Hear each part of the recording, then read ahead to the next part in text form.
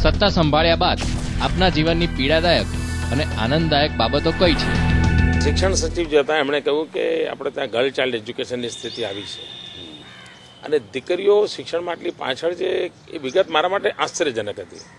હું 6-7 વર્ષથી ગુજરાત બહાર હતો અને આટલું ડિટેલમાં મેં અધ્યયન પણ નહોતું કર્યું અને એ દિવસ એક પ્રકારે મારા જીવનમાં એક અત્યંત પીડાદાયક દિવસ હતો કે ગુજરાત જેવું હિન્દુસ્તાનમાં પ્રગતિશીલ કહેવાતું રાજ્ય, એમાં દીકરીઓના શિક્ષણમાં આવી દુર્દશા છે.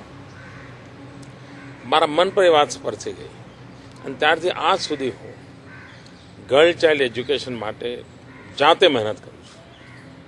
ખુદ ગામડાઓમાં જાઉં છું, દીકરીઓને ઘરેથી લઈને સ્કૂલમાં દાખલ કરું છું. સામાન્ય રીતે જૂન મહિનામાં આપણે ત્યાં લોકો કુલુ, મનાલી, શિમલા, સ્વિટ્ઝરલેન્ડ ફરવા જવા ટેવાયેલા હોય. જ્યારે હું 13, 14, 15 જૂન જ્યારે 40-45 ડિગ્રી ટેમ્પરેચર હોય છે ત્યારે ગુજરાતના ગામડાઓમાં જાઉં છું. ગામડાઓમાં જઈને લોકોને, દીકરીઓને ભણાવવા માટે ઘેર ઘેર ફરું છું. મારી આખી સરકારને લઈને જાઉં છું. તો આ એક ચીજ છે કે જ્યારે એ દિવસે જ્યારે આ મેં સાંભળ્યું ત્યારે મને ખૂબ પીડા થઈ. પણ પછી એવું નથી હોતું મારું કે પીડા થઈ એટલે રડતો બેસી રહું, એમાં જ હું રસ્તો શોધતો હોઉં છું. એવી રીતે થતું હોય છે. જ્યાં સુધી આનંદનો સવાલ છે,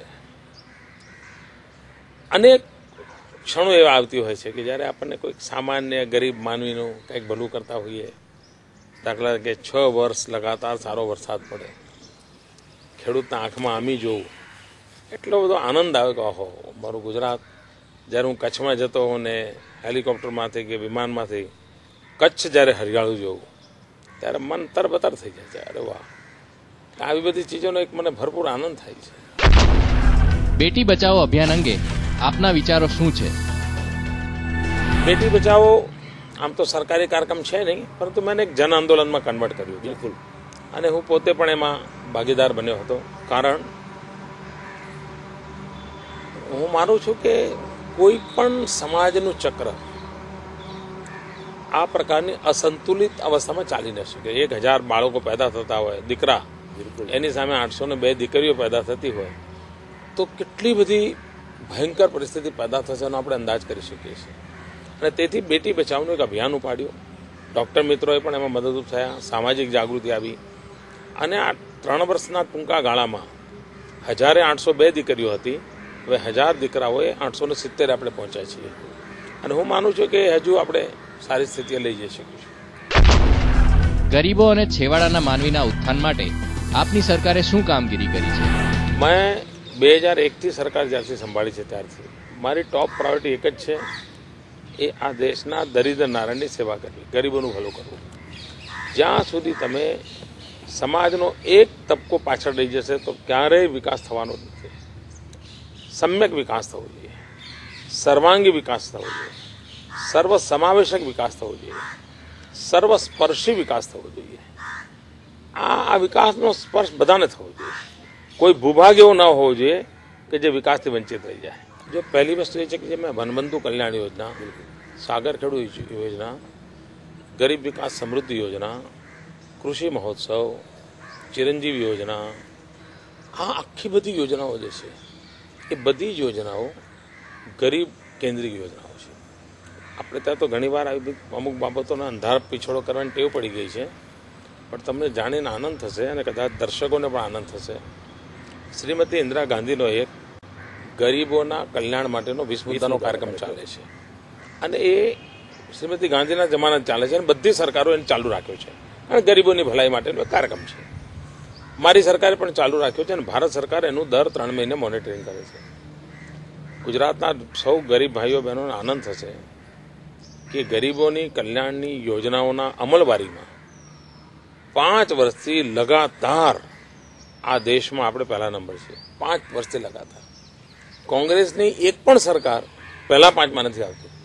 આખા દેશની એક પણ સરકાર પહેલા 5માં નથી આવતી. પહેલા 5માં બધા જ એનડીએની સરકારો છે, બધી જ. એટલે ગરીબોના માટેનું કમિટમેન્ટ જે છે એ તમને અહીંયા દેખાય. હવે પર કેપિટા ઇન્કમ વધી છે. આ પર કેપિટા ઇન્કમ ગરીબોને બાદ કરીને નક્કી ના થાય, ગરીબો સાથે જ હોય. એનો કે દરેકની વધી છે, કોકના 70 પૈસા વધ્યા છે તો કોઈના 60 પૈસા વધ્યા છે, પણ વધી છે બધાને. આ મૂળભૂત ફેરફાર આપણે લાવી શકીએ. ગુજરાતે મોડેલ એવું વિકસાવ્યું છે કે ગામડાઓને શહેરો જેવી ક્વોલિટી ઓફ લાઈફની ગુણવત્તા સુધારો, જીવન ધોરણ સુધારો. ક્વોલિટી ઓફ લાઈફ જો સુધરે તો એ ગામડાથી છે. દાખલા કે જ્યોતિગ્રામ યોજનાને કારણે 30% ગામડાથી શહેરો તરફ જવાના પ્રમાણમાં ઘટાડો થયો. 30%નો ઘટાડો. It's a miracle. Not only that, reverse trend ચાલુ થયો છે. રિવર્સ. તમે જુઓ, આપણા રાજ્યમાં કચ્છની અંદર માઇનસ પોપ્યુલેશન ગ્રોથ હતું. માઇનસ, લોકો છોડીને જતા હતા. હવે કચ્છની અંદર લોકો પાછા આવી રહ્યા છે અને કચ્છની જમીન અને મુંબઈની જમીનના ભાવ સરખા થઈ ગયા છે. આટલી બધી સમૃદ્ધિ તરફ લોકો વળી રહ્યા છે. એવું ગામડામાં થયું. માનો કે સુરતની ઝૂંપડપટ્ટીમાં રહીને લોકો હીરા ઘસતા હતા. આજે જ્યોતિગ્રામના કારણે ઘંટી જ ગામમાં લઈ ગયો. સુખેથી રહે છે, શુદ્ધ હવા પાણી મળે છે, મા બાપની સેવા થાય છે, ખેતીવાડી સંભાળાય છે, ઢોર ઢાકર સંભાળાય છે અને હીરા પણ ઘસાય છે. આ ટ્રેન્ડ હવે રિવર્સ ટ્રેન્ડ શરૂ થયો છે.